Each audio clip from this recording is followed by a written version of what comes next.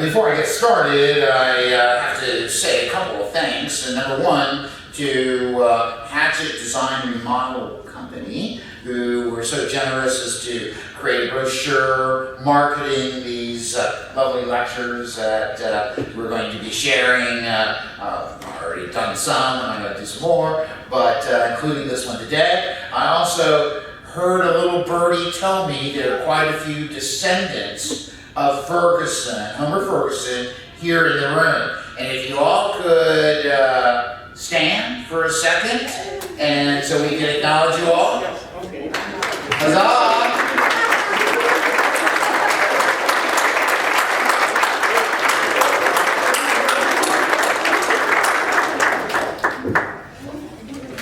When I found out all these Fergusons were coming, I had to change my lecture. I had all these embellishments. But you know, Ferguson could tell stories himself. He was an avid bird hunter and actually was down in Missouri shooting quail with another companion. And unfortunately, the companion shot Homer Ferguson, with birdshot, not to kill him. So that companion just so happened to have a flask of whiskey in his pocket. He pulls it out, pours it on Homer, but not all of it, because he drank the rest. And Homer used to like to tell that story. I wish I'd had a chance to meet him. Homer Ferguson is going to be the 5th president of the Newport News shipyard. Basically, just to kind of give you a run through of who came before him, so we realize his true impact would be Frank H. Davis. And of course, he's the man that suggested that it be known as the Chesapeake Dry Dock and Construction Company. He's gone in 2 years, and he'll be replaced as president of the Newport News Dry Dock and Shipbuilding Company by a man known as Calvin Orcutt. And actually, it is Orcutt and another president who follows Orcutt, Walter Post, who are going to really foster Ferguson. It's Orcutt and Post that convinced Ferguson to leave the Navy and come to work at Newport News. And so Post becomes his true mentor. We'll talk more about that relationship as we go through today. Howard Post will only be president of the yard for 1 year. He will die in 1912. And actually, believe it or not, Henry Edward Huntington, I like to call him Eddie because that's what everyone else called him, but old Eddie Huntington took over as acting president, and he had a vice president known as Albert Lloyd Hopkins. And Hopkins, of course, will be president as Homer Ferguson is elevated to the position of general manager of the yard.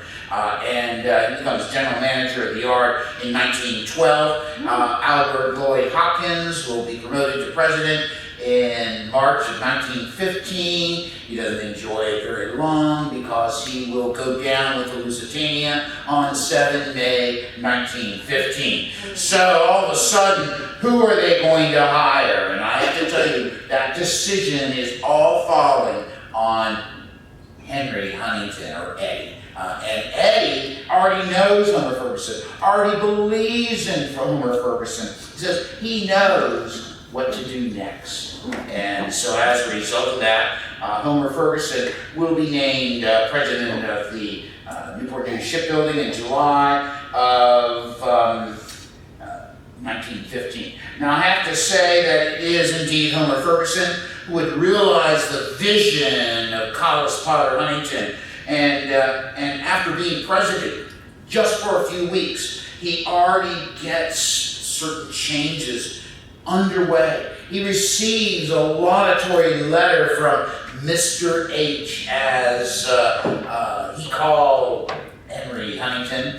And the line goes that he told his wife, "I received a commentary, not say laudatory letter from Mr. H. Don't see how he can ever fire me."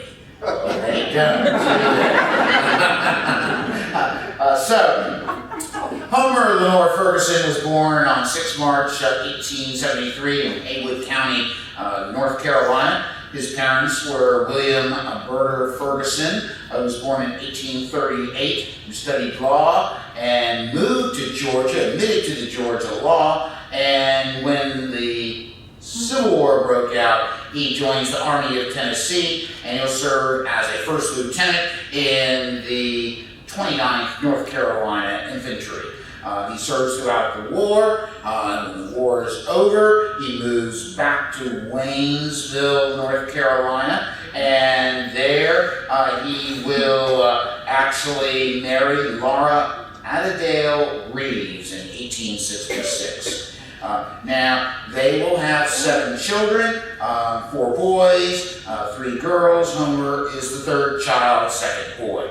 Now, all of these brothers go on to tremendous success. Harley will actually go to West Point, Harley Ferguson, and he becomes a brigadier general. It's actually Harley who organizes the raising of the Maine and supervising the special council control over, who was at fault. Well, we already knew beforehand that we were going to blame Spain. So anyway, so that's what Harley did.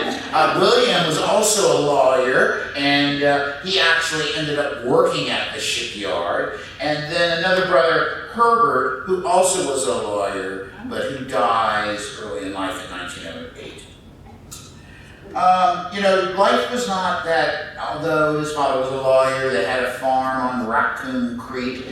One of his friends from high school said that Homer had no furnace, so he chopped the wood and built the fires. He had no water spigots, so he drew water out of the well. No dairy delivery. He milked the cows himself. No food stores. He helped raise fresh food in the family garden. And in summers worked on the farm on Raccoon Creek. And they had no cars, so he took care of the family's horses, curried them, fed them, and of course rode them. But as when he's young, it was said, Ferguson later recounted that his first time fishing, he was with his father, and they were after trout, and all of a sudden he caught a fish, and he yerked it so much out of the water that it flew all the way back up on the bill. And but that excited him forever. He was quite a hunter and a fisher.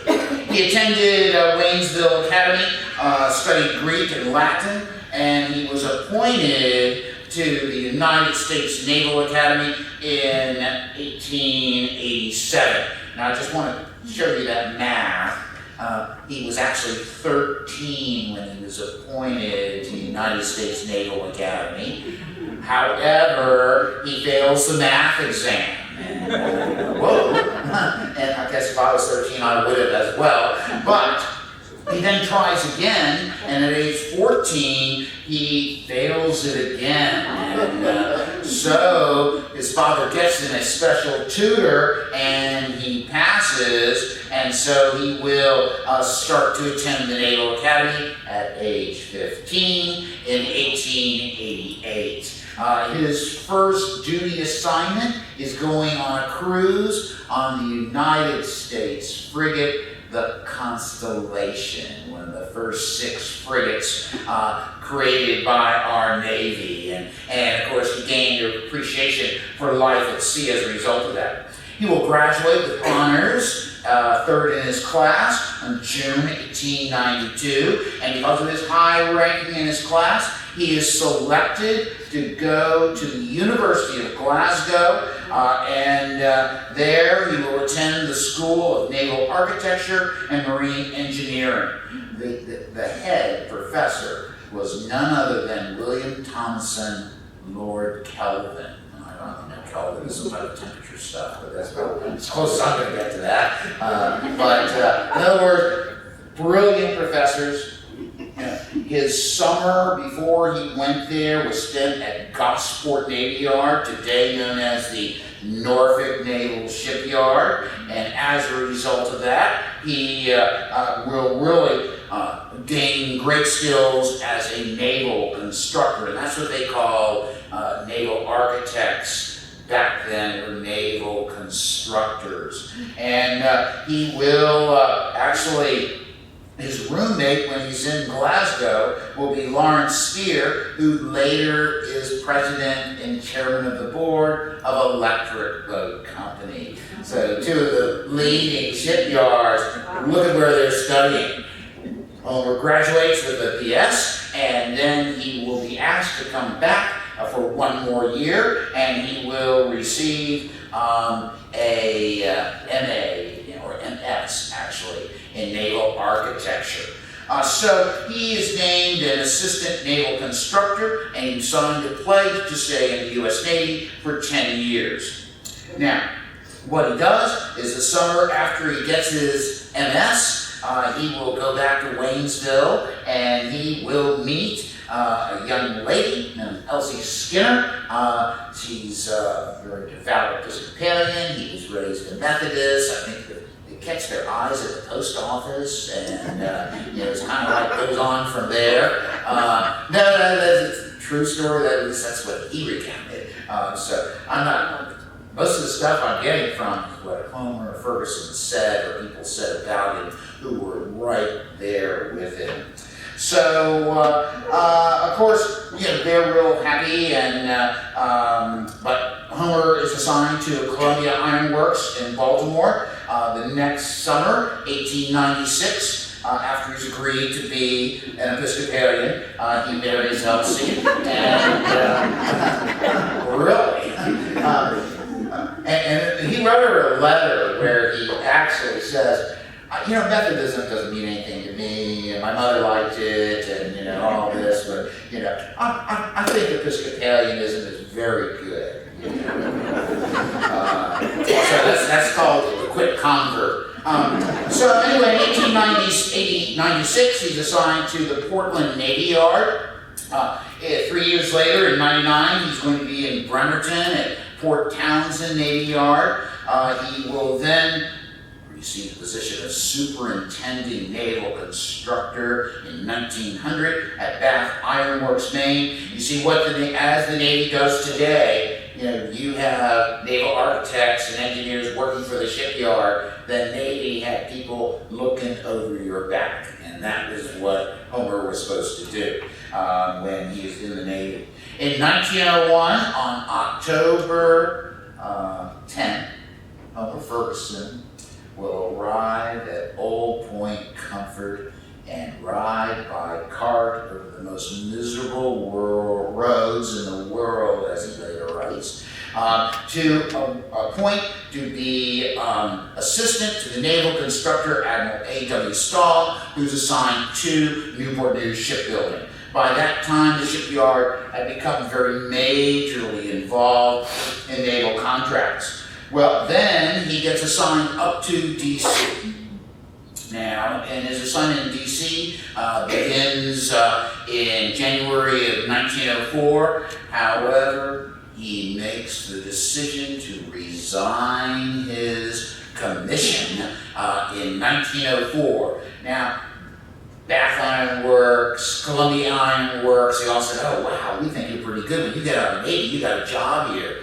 Well, Walter Post, with the approval of Eddie, will send a letter to Ferguson, says, you need to come here and make our yard the greatest yard in the world. And so Ferguson says yes. And so, ready for this? He says yes to a whopping salary of $7,500 a year, plus he gets a bonus of $5,000 to build his house, which still stands today at 5700 Huntington Avenue. That's right. And so I always forget to turn the pages.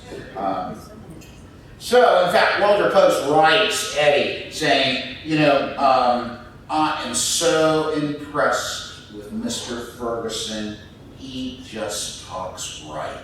In other words, Ferguson had already learned all this about how to build ships, and he proves to be a natural leader of men in such a main way. And actually, Walter Post takes him under his wing. Now, Walter Post was a little factotum, a creature of Huntington. Well, I won't say creature, but he builds the court. That's something that goes back to Cardinal Richelieu. People that do it. And very loyal. And so, anyway, what's going to happen is that Walter Post, builds the port, starts to build the town, and then he works on the shipyard, becomes president of the shipyard, becomes first mayor of Newport News, and who's his special friend?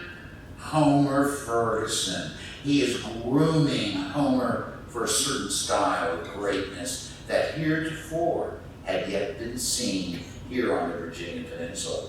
Now, they actually go to Europe in 1908 with Walter Post, and they go into Mauritania, and Homer Ferguson wrote, "This was a magnificent sea boat, far and away the best I ever saw. We have learned a great deal about shipbuilding, and I feel that I would die happy professionally about building one like it." Well, he's going to build one known as the SS America.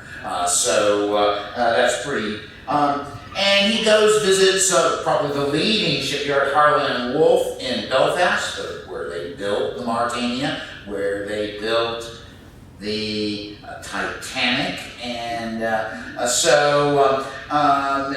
he will say that the yard was the biggest and finest ever. They do about 5 times as much new work as we do. I am afraid that I almost tired Mr. Post to death, as I never satisfied myself when I was looking at a shipyard. But he is bored by such, between you and me, this is a letter to his wife. He is tired and needs and earned great rest, and really I'm along to help him get it, so I try to do just as he wants. And of course, Post becomes president in 1911, then he will die in 1912. It is said from overwork, and actually if you look at pictures of Post, you see how his hair goes gray and then all of a sudden white, including this huge mustache he had. Ferguson will take over at the death of Howard Hopkins. The yard closes a half day in honor of Hopkins' death on the Lusitania. And Ferguson is already the man on the spot because he is general manager, and as soon as Hopkins got named president, he became also vice president. Now I gotta tell you, he's vice president 1915, he becomes president in 1915, and if I do that math correct, he's 32 years old, right? So he has his knowledge, his love of shipbuilding becomes part of who he was. And so, as soon as Ferguson took over, he made many general improvements. He says, men work better with good tools. We must spend money to make money. Now, I want to go back to this. This is the great line, we will make good ships here, at a profit if we can, at a loss if we must, but always good ships. Now, some people say that's Ferguson talking, right? But actually, I found a letter to Calvin Orcutt from good old C.P. Huntington that said almost the same words. I know it has a nice rhyme and everything. And so, but it's Ferguson that has that put out. Now, they always make a profit while he was president of the yard. From 1900 on, it was a very profitable shipbuilding. Huntington's never had to put any money in it. They lost money 1 year. That saved the yard, thanks to Ferguson.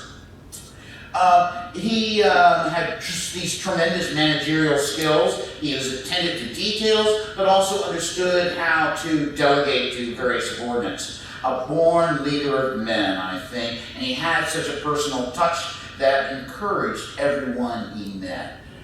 One day he's walking in the yard, and he's smoking a cigar, right? And up to him comes one of these workers, African American, says, you know, the boss doesn't let us work in here or smoke in here. And Ferguson kind of looked at him and said, well, you know, you're right, and puts out his cigar. So, you know, but he still got to know everybody. And what he did was organize the yard on a better standard. In other words, set up an ordering department, a purchasing department, internal communication department. He improved working conditions for his men. He knew that a happy worker is a better worker, and those are words from his mouth. But he cleaned up all the debris and scrap throughout the yard. He enlarged the lunchroom, locker rooms, bathrooms. He created the citizens of Newport News came to Homer and says, we want to build a YMCA for the white citizens. And Homer says, well, no, we're going to build one for the white citizens, but we're also going to build one just like it for the black citizens, right? And he was backed by Eddie Huntington and doing all these types of things. So he even opened up a employee suggestion box, which as Virginia's Dabney, this great historian, Pulitzer Prize winner, actually he spends a summer in Ferguson's home because of the overcrowding in Newport News during World War I. He's attending the University of Virginia, and he merely commented that it was a glorious day when Homer Ferguson was placed in charge of the yard. And so, I want to tell you, World War I breaks out, as you know. Ferguson is going to be in charge of a plant that repairs 1,436 ships, right? You just think of that volume. They're building battleships like the USS Pennsylvania. They're building Liberty ships during and shortly after the war. They will build 25 destroyers, believe it or not. In fact, on one day, July 4th, 1918, will be Liberty launching day when they launch the Thomas, Hardingen, and Abbott all at once. Each one a death blow to Prussianism. Well, you can imagine. I mean, Ferguson gets a Supreme Court Justice, former President Howard Taft, to come down to give a rousing speech to all the workers. He has Woodrow Wilson come down and give a rousing speech to all the workers, because this was not about getting paid, but I know people like to get paid, but it was all about the feeling you had when you saw these damaged ships coming in that were broken by a German torpedo. And actually, Ferguson often, when talking to his men about the importance of their work, fell to tears over this great emotion that he had. Well, I want to tell you, during World War I, the yard will increase tremendously. And of course, because of the rise in the yard, the Hampton Roads Port of Embarkation, the building of Langley Air Force Base, or Army Airfield as it was called back then, this area was overcrowded. So I think one of the great things Ferguson did, and that's why we're here today, is because he will recognize a need for housing.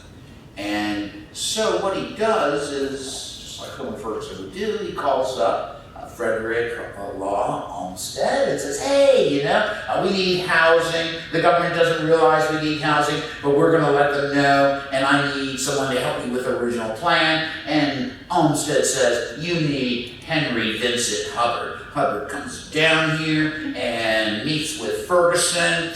That's why they acquired the 500-acre tract known as the Darling Tract, which contains the Hilton farm on it. And also in those discussions, they actually bring down Joseph Leland, this great architect, but Leland then is offered a very important job for the war work. And so as a result of it, they pick Francis Johans to be the architect. They're down here and they're talking about, Hubbard says it so eloquently.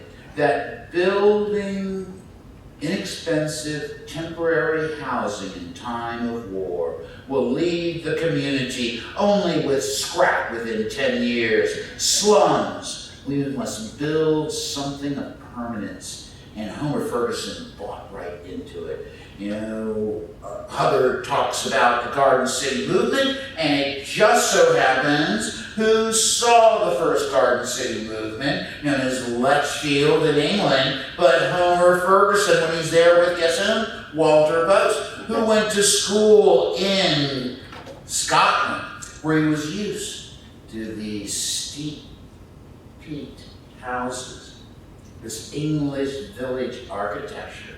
And so you can well imagine the minds coming together on what they wanted to do was to be a model for all other wartime housing. And that becomes Hilton Village. And it is highly influenced by Ferguson, who went out on a limb. Well, of course, he had the backing of Eddie Huntington. And Eddie Huntington, of course, said, surely we'll spend this money. Surely we'll do this. And then they got the government to buy and build these homes. It is truly amazing. And as you all know, Hilton should have been more than twice as large as it is today because the war ended and they didn't need to build any more ships. And they didn't need to finish Hilton Village. Well, at first you got to think, they're sitting on $70 million worth of contracts. They just received another $30 million. Ferguson was not only a brilliant naval engineer, not only a great manager, he was one of the best salesmen going. And as a result of that, he recognizes that everything has to go back to the yard. He's the man that organizes the apprentice school on 11 August 1919. But there's a problem. There's a post-war gut in merchant ships. Too many have been built to replace those that have been sunk. And so the last boat, civilian ship that goes out of the yard will be the William Rockefeller on 5 October 1921. This is a looming time because on November 1st, 1921, they will bring people from the leading naval powers throughout the world to Washington, D.C., where they will discuss and pass what is known as the Washington Naval Treaty of 1922. This is devastating to every shipbuilding community. And in fact, they canceled the battle cruisers Constellation and Ranger, the battleships Iowa, Washington. They canceled $70 million worth of work that the shipyard had yet to complete. So, the shipyard's in trouble. Their payroll had reached to almost 13,000 men. But with the decline in shipbuilding, he knows he's got to keep his core workers together. So he underbids on purpose for the conversion of this ship that was originally known as their Fatherland, which was the largest liner in the world, built by Hapag-Lloyd Company, and oh my gosh, it had been turned into a troop ship by the United States, and now Ferguson underbids to get it to come to the yard so that they can do what? They can convert it back to a passenger liner. Now, the great thing is Ferguson knew that he had underbid on the job. In fact, when the Leviathan will be launched again, he will have to go, pay, everybody's got, the bill comes due, the money is owed $1 million, and so Homer puts his resignation letter in his pocket. Now, at this time, good old Eddie, Eddie is one of the leading book collectors in the world. He set up the Huntington Library in San Marino, California. He's a great collector of art. He just so happened to marry his uncle's widow, C.P. Huntington. That's another story. But I'm going to tell you that he spent almost $1 million on a couple of paintings, including one known as the Blue Boy by Gainsborough, $755,000. So, and Ferguson will later say when the Huntingtons needed money, they would call me up and said, write me a check, and so he had to do that because the Huntingtons owned everything. So anyway, so he goes up to New York and he comes to see the Huntingtons and their lavish mansion, and he's brought in and he meets with Eddie. And Eddie likes Homer, and Homer says, well, I've got to tell you, we have a serious problem. We've lost $1 million, and we had to keep our workforce together. And good old Eddie says, well, doesn't really matter, and my wife's not feeling well today, so let's hear no more about it. That's called the true trust that had been established between Eddie Huntington and Homer Ferguson. Ferguson is going to, during the naval holiday, as it's called, and then subsequently the Depression, Ferguson kept the yard open because he would take on any work he could. They made Millikan stoplights, they made turbines for dams in Russia, freight cars, traffic lights. He's speaking at an event, and they go to him, a shipbuilders event, and you got to realize that 49 shipyards closed between 1921 and 1934. Okay, so we're talking about a depression in the shipbuilding, and yet Ferguson is able to sell for any type of work he can. But in this speech, he says, we are reasonably sure we can make a living, but I tell you, to see a great plant which took nearly 30 years to build up, does not make me very happy. The men in our yard who have grown up with the great art of shipbuilding cannot be replaced. It took 20 to 30 years to make them competent to do their work. I suppose it's fortunate that we can do something else. We can build turbines, we can build boxcars, we can beat plowshares and into pruning hooks. But no man born and bred into the business of building ships can get enthusiastic about it, because who can really love a boxcar? So, believe it or not, during this whole time, the yard between 1922 and 1935 had a profit of $232 million. Once again, remember, 39 yards are closing at the same time. Between 1929 and 1930, the yard will make every year a 4.4% profit. So somehow Ferguson recognized the need not only to keep his yard employed, but his yard was the city. And, he was the leading citizen of the city. Now, in fact, he had been so successful in 1934, Fortune magazine wrote an article about him. And this is how part of it goes. Mr. Ferguson is a compact, terrier-like executive with a boyish shock of gray hair. Whoopsie, as my cue to there. Boyish shock of gray hair. He has a big nose and wears horn-rimmed glasses in front of a pair of aggressive eyes, and talks to the side of his mouth in a manner that might be described as tough if he were not so obviously sensitive.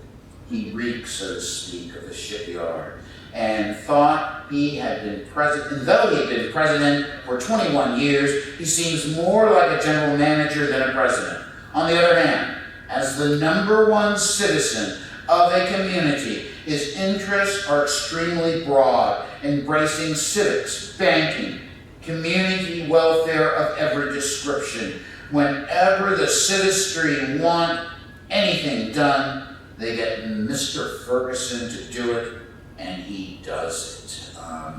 So you just imagine the impact of this man. In fact, the Huntington family will continually to privately own the yard until 1940. Of course, Archer wants just to be a philanthropist at this time, and so they will sell the yard on the stock market underwriters, all trying to evaluate what the yard is worth. Now, by this time, the yard has all these shipbuilding contracts. Remember, we laid down the first keel aircraft carrier at Newport News Shipbuilding in 1932, and then that's followed by several other aircraft carriers.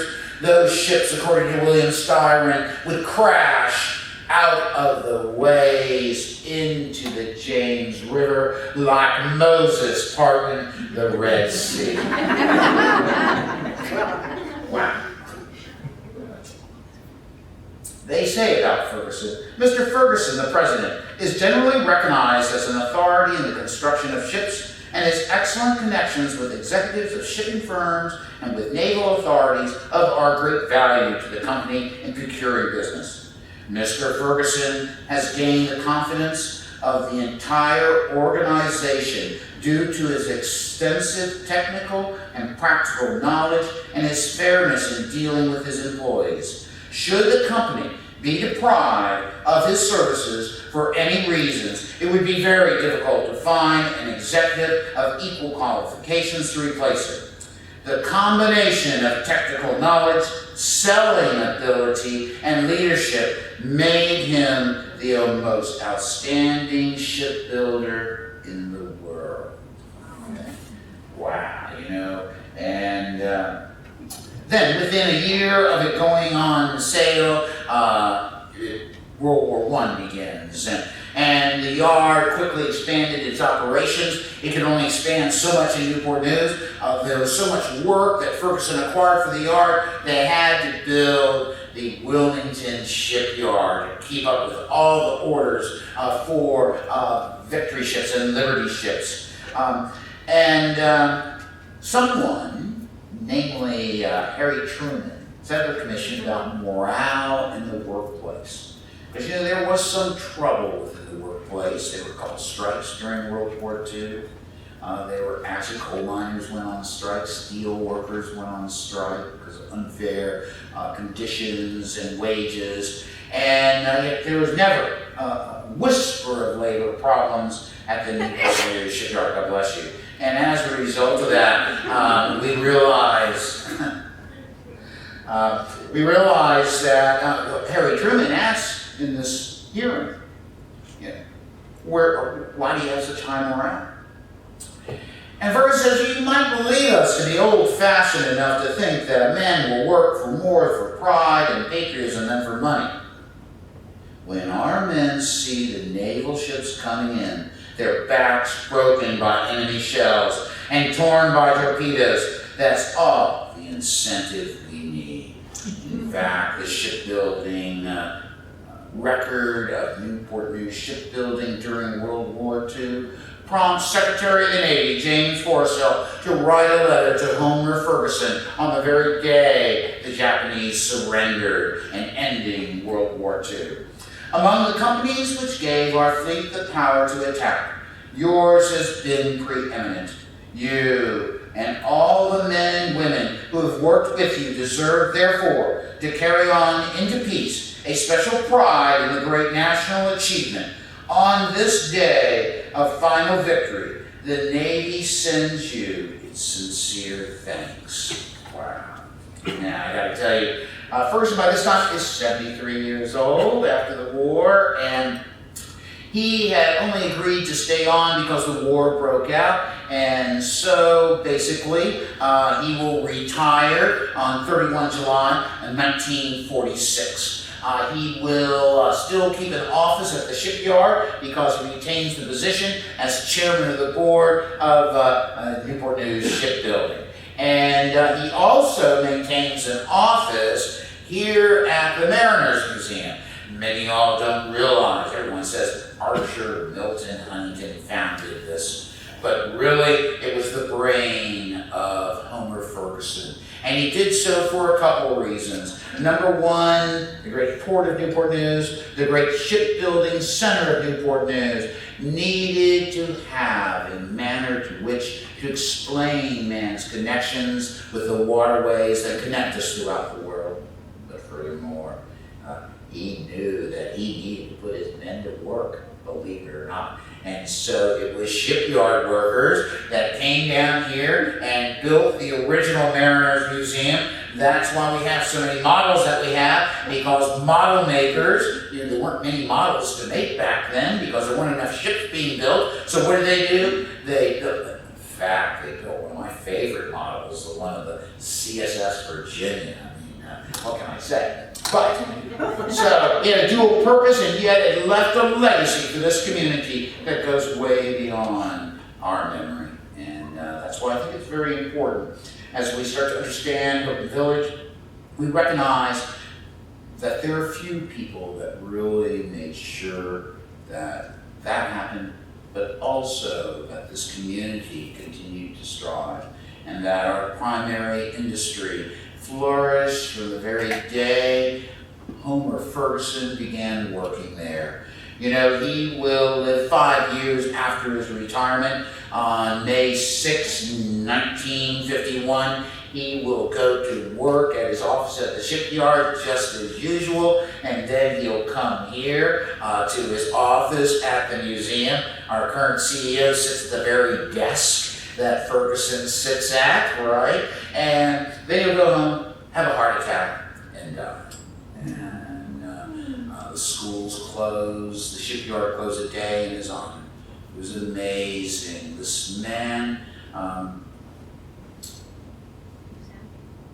really made this community what it is, whether what he did with Hilton Village, his belief in equality, his fairness with workers, no matter who you were, you got the same wage, no matter whether you're black, woman, or whatever. You worked a job, you did your job, and you were paid for your job. And that was the fairness that Homer Ferguson, he thought of his employees first, as all good managers do.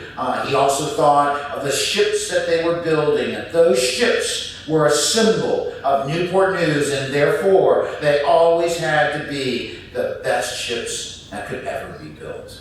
And that's Homer Ferguson. Thank you.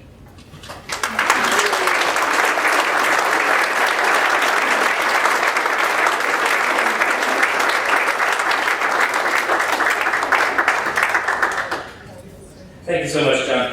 I'm sure some of you have questions. If you do, raise your hand and I'll bring the microphone to you. Please speak into the microphone and hold the microphone close so that everybody can hear you, okay? You mentioned Liberty Shipyard. Where is that? No, Liberty, sorry. Liberty, not Liberty Shipyard, it was Wilmington Shipyard, and they were building Liberty and Victory ships, which were mass-produced freighters. And in fact, the Liberty ship was really kind of a little flimsy, and so they tried to improve it by building the Victory class of ships. So they were merely freighters, mass-produced here in on the East Coast as well as the West Coast, as well as down on the Gulf Coast. So you have to realize the loss of shipping tonnage was so tragic that at one moment in 1942, January, Great Britain had less than 6 weeks' supply of food because the U-boats had sunk that month 1.7 million tons of shipping. So you can well imagine that Ferguson was one of those people who mobilized everything so that we could have the superior war effort. So anyway, sorry I didn't explain that earlier, but I hope you got it now. Okay? Yes, sir. I was in the Navy, and I served on one of those Liberty ships that was built in Wilmington, North Carolina. They turned out a full 500-foot long ship, one a month. And that's how fast they could put them together. The guys would go to work in their sleep and not even look at the plans because they knew how to do it. They did it so many times. So, and the thing that motivated them also is the fact that they got credit for when they did it quicker and easier, and they got points and they got more money for doing that. Right. It was amazing mobilization of American industry. Anyway, There's a question over there. Oh, there's another well, question. I'm just going to, John, thank you so much for being here and saying all that. We appreciate it. My infinite pleasure. That's what I exist for. I think.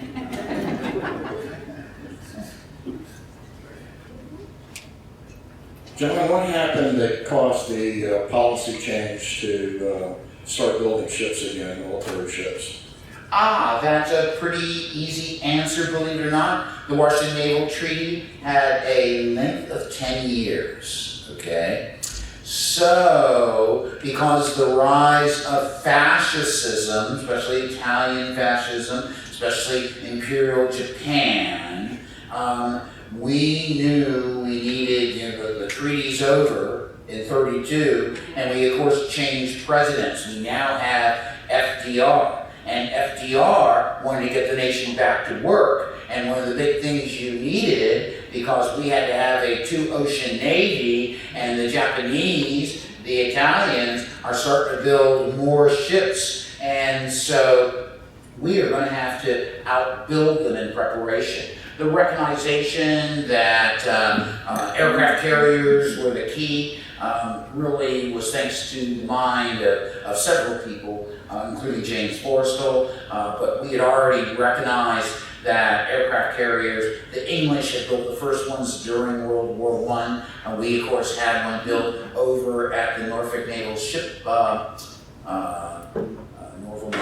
Shipyard, known as the Langley.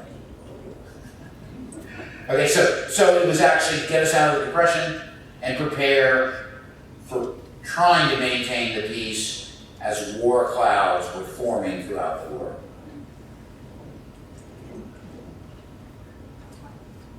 One of the things that happened when they were building railroad cars was Mr. Ferguson looked at it and tried to see if he could organize ships the same way, and that led to the group indexing scheduling, where every piece of work was broken down into those 100-man-hour blocks, and for every job in the thing, and then scheduled to do that, and that was absolutely, shipyard was world class, according to a paper I read by a man named Bergeron, after he worked in the shipbuilding industry about 50 years. But one of the most interesting things he said in that book, Henry Kaiser got all of, big publicity and everything like that for building Liberty ships and all that stuff. But he said that North Carolina shipbuilding were so good, we had practically a flat learning curve, and he said if everybody else had been as good, we could have built 1/3 more ships with the same number of man hours expended if everybody was as good as North Carolina. Yeah, that's very true. Basically, the second level managers of all the Newport News departments who went down there and set up shop. That's correct. And the big thing is they set up the shop based on what they had already learned. And so the imperfections here in Newport News, as they struggle with building these mass-produced ships, they solved that in building the yard. One more thing. Yes, sir. Bergeron was responsible for taking our yellow group index and scheduling book and pushing it into a whole lot of other yards during the war that were trying to figure out how to get the work done. Yes. Okay, yes, sir. So, over this period from 1915 to 1946, there were hundreds of ships built at Newport News Shipbuilding. Yes. And I wonder... He actually had a hand in building nearly 500 ships. I wonder if there's any record as to which was his favorite personally? Based on his quote of the Mauritania, I would lean to say the SS America. Although when the SS United States, which is built after Homer Ferguson had retired, he's still chairman of the board, right? But as they're building it, he said that is the ship. And so I think that really is hand in hand with what type of person Homer Ferguson was, that he wanted to make sure that every ship is a better ship. And so that's pretty fascinating. In reading some of the literature from the shipyard, I've read that Newport Shipbuilding built more submarines for Russia, non-nuclear submarines for Russia, than for America. Now, wait a second here. Explain that. That is prior to World War I. But they're still submarines. They're still submarines, but what they were doing, the Russians were using the Lake Company. The Lake Company couldn't keep up with the demand because these are called coastal submarines. So they are to guard like the Baltic Sea, the White Sea, and also the approaches to Vladivostok. So this is in between 1906 and 1912. So these are, we may have built Russian, well, they also built a Russian turbines for their dam when they were colonies, but they needed to work, right? And the same thing goes with the early submarines. The United States was not, even though the modern submarine was invented by an American, they did not get full force into the construction of submarines at first, and the Navy only enters into really producing large fleets of submarines during the 1930s. Those are the ships, or the subs, that are going to help win us the war in the Pacific. Okay, any other questions? John, Yes? Percy Halsey, a graduate of Cornell University and one of the vice presidents of the shipyard, was sent down to Wilmington to run that shipyard. Yeah, it's a really amazing story what happens down in Wilmington, and they have a bunch of historical markers and things like that. So I think it's very interesting. But I thank you all for your questions that we've had so far today. Oh, one more?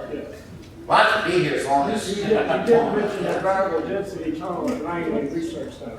Yeah, well, I apologize. They did build wind tunnels, and I know that. In fact, in my book on Hilton, which you can buy in the gift shop this afternoon, I see I paid him for that. And you're welcome to get one. So yes, but I have one photograph of part of the wind tunnel that we were building, and so he took on whatever work he could. And what made me so amazed that both the underwriters and Fortune magazine all said he was a great salesman. And I don't think a lot of people think that about Ferguson, but it was just his mannerisms and his way of convincing people that not only can we build you the best product, but we can also do it in record times and with record quality.